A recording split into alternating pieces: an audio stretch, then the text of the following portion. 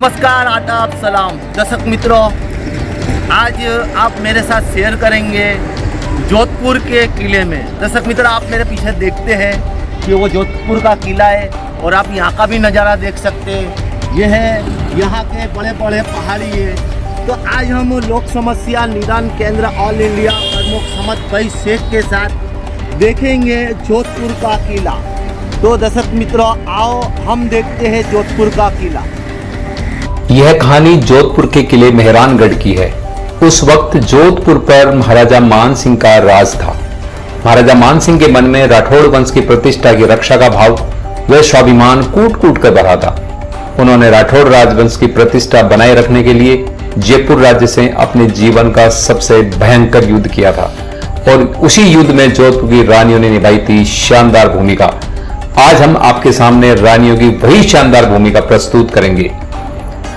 मेवाड़ के महाराणा भीम सिंह की राजकुमारी कृष्णा कुमारी का विवाह जोधपुर के महाराजा भीम सिंह से होना तय हुआ था, लेकिन जोधपुर के महाराजा भीम सिंह के निधन के बाद मेवाड़ के महाराणा ने कृष्णा कुमारी का विवाह जयपुर नरेश जगत सिंह के साथ करना तय किया।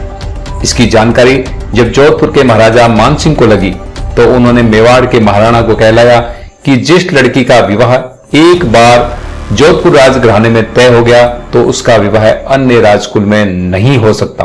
लेकिन जयपुर नरेश मेवाड़ की राजकुमारी से विवाह को बहुत ज्यादा उत्सुक थे और इसी बात को लेकर जयपुर व जोधपुर राजघरानों के मध्य विवाद हो गया।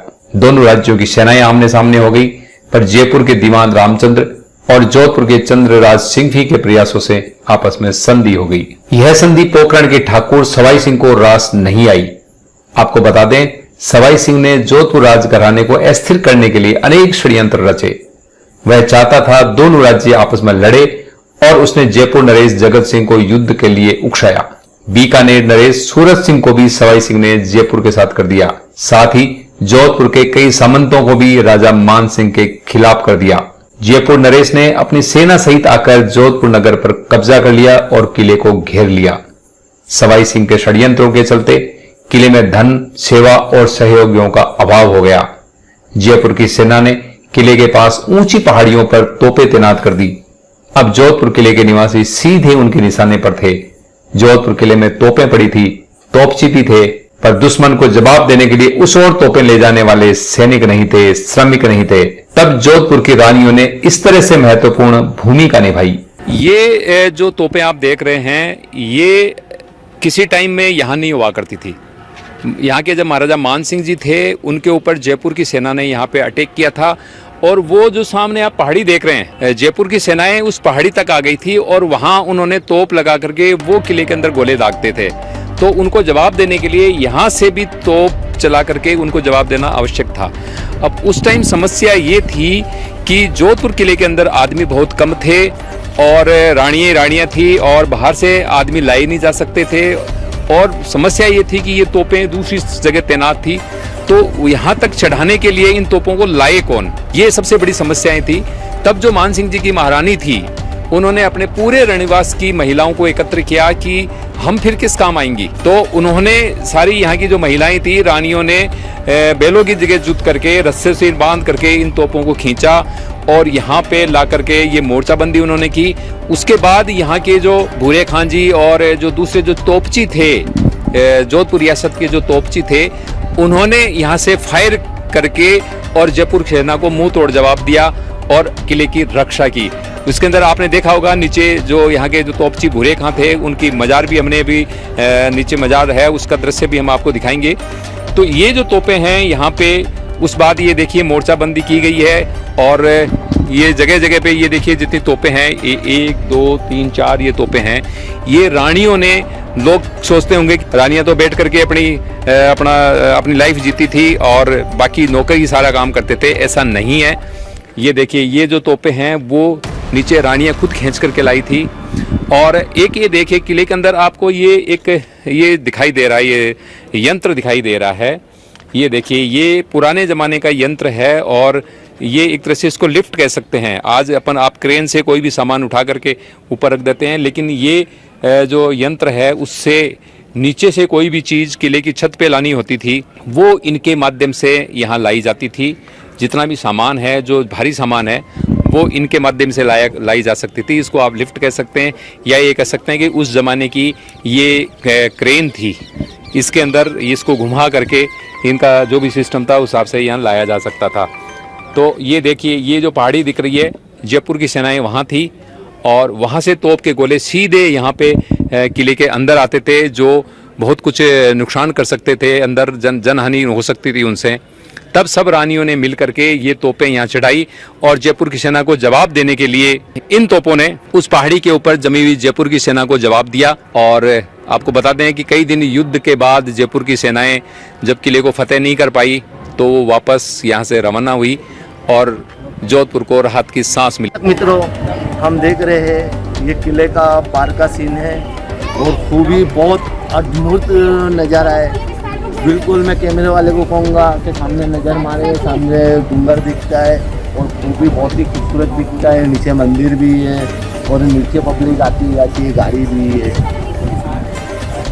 तो दर्शक मित्रों, आप इधर भी देख सकते हैं कि इस किले के हम ऊपर से देखते हैं तो नीचे एक छोटा तालाब भी है और सामने मंदिर भी है और पूरी सिटी का विस्तार दिख रहा है और खूबी बहुत ही बेहतरीन तरीके का यहाँ माहौल है। आप देख सकते हैं, बंदे रहे हमारे। ये हम चलते हैं इस किले में। आपने आगे का सीन तो देखा होगा।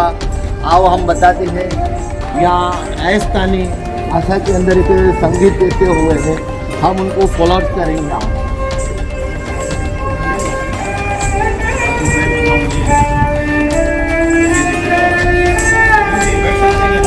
तो हम इनका संगीत सुनेंगे, बहुत ही प्यारा संगीत है। मैं कैमरामैन को कहूँगा कि इनके संगीत के ऊपर थोड़ा गौर कीजिए। Flash mic.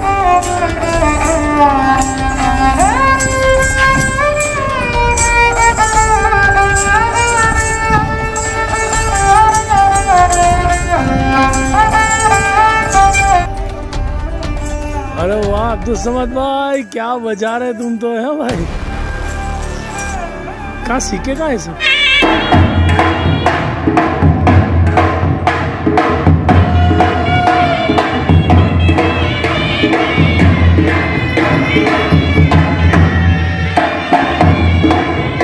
जी दर्शक मित्र, आप देख रहे हैं हम आए हुए राजस्थान के किले के पास। आप ढोल बजाते हैं, आज उनका हम इंटरव्यू लेते हैं। आइए सर, आपका नाम? यासीन। आप कितने टाइम से यहाँ? हम हमारी परंपरा से, वीडियो से, राजे साहब की। तो कितनी पीढ़ी हुई जी? कितनी पीढ़ियों से चलता है? हमारे करीबन 6-7 पीढ़ी हुई सर। 6-7 पीढ़ी। जी सर। और यहाँ आपका किसी तरह से पगार है कि लोग दे जाते, बख्शिश दे जाते कि आप वो उनकी इच्छा पे सर, जो अपनी खुशी से वो देता है ना तो ले लेते हैं। राजा साहब हमारे कोई कभी नहीं रहते। राजा साहब की कृपा हमारे ऊपर बहुत कृपा दे देती है। हमारे गुजरात के हमारे पूर्वजों पे हम उन्हीं के सारे हैं और वही हमारे सब कुछ काम निकालते हैं। हमारा शादी ब्याह वगैरह जो हमारा खर्चा वगैरह सब वही उठाते हैं राजा साहब। राजस्थान बहुत हमारे राजस्थान। इसी किले के बारे में हमारी जनता को आप क्या मैसेज देना चाहोगे? जनता को ये मैसेज देंगे, मैसेज ये देंगे कि यहाँ का बहुत अच्छा व्यवहार है सबका। और जैसा भी कहते हैं, हमारे जो मेहमान आते हैं उनका आदर करो, उनका सम्मान करो और उनको खुश रखो। इस किले में कितने लोग की रोज़ संख्या आती जाती है? सर तो ऐसा है कि जब सर्दी होती है, जब बहुत पब्लिक ज़्यादा आती है और गर्मी के अंदर लोग कभी बाहर निकलते हैं, गर्मी में बहुत कम आते हैं। कम आते हैं। चलो बहुत बहुत धन्यवाद। आपका शुभ नाम सर? समझ भाई शेख। हाँ, आता हूँ। कहाँ से आप? हम सूरत गुजरात से और हमारी न्यूज़ चैनल है एनजे न्यूज़ का। बहुत अच्छा लगा कि राजस्थान आए थे। Thank you. हम कहीं आए, बहुत बढ़िया लगा। हमने ये सोचे कि भाई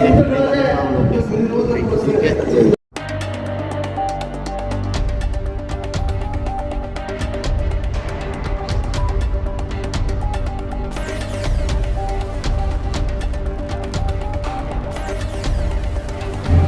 दर्शक मित्रों, हमने देखे कि इस किले का नज़ारा कैसा था, क्या है। और यहाँ आने वाले सैलानी, आज उनको पूछते हैं सैलानी कहाँ से आते हैं। सैलानी की हम मुलाकात लेते हैं। आप कहाँ से आए हो? इंदौर मध्य प्रदेश से। आपका नाम? रामकृष्ण जोशी। तो रामकृष्ण जी, इस किले को आपने देखा तो आपको कैसा लगा? ये तो अद्भुत है। हमारे यहाँ पे भी राजवाड़ा है, लेकिन इसका 1/10 भी नहीं है वो। और इनकी भव्यता, इनका जो भी स्ट्रक्चर है, इनकी जो भी बनाया हुआ है वो अद्भुत और बहुत लार्ज स्केल पे है। और वास्तव में ये माना जाएगा कि इन्होंने सालों तक राज करा और कई लड़ाइयाँ जीती। जो सेंट्रल इंडिया में रहते हैं उनको लड़ाइयाँ कम करनी पड़ी, और जो बॉर्डर एरिया में रहते थे उनको लड़ाइयाँ भी ज़्यादा करनी पड़ी, और लड़े भी है और ज़िंदगी भी बहुत अच्छी जी है। तो इस किले के बारे में हमारे दर्शकों को आप क्या मैसेज देना चाहिए? भव्य, दिव्य, अद्भुत ऐसा ये किला है। एक बार तो ज़िंदगी में ज़रूर देखना चाहिए। मेरी भी 72 साल की उम्र हो गई, लेकिन मैंने इतना अप्रतिम और इतना भव्य देखा ही नहीं। तो दर्शक मित्र, अपने ने देखे कि बस इस किले की हर लोग तारीफ़ करते हैं, इसी तरह हमारे मध्य प्रदेश के आए हुए मेहमान भी बहुत तारीफ़ करें। इसीलिए आप लोगों को भी कहूँगा कि जोधपुर के इस किले में आए और यहाँ का नज़ारा देखें। जय हिंद, जय भारत।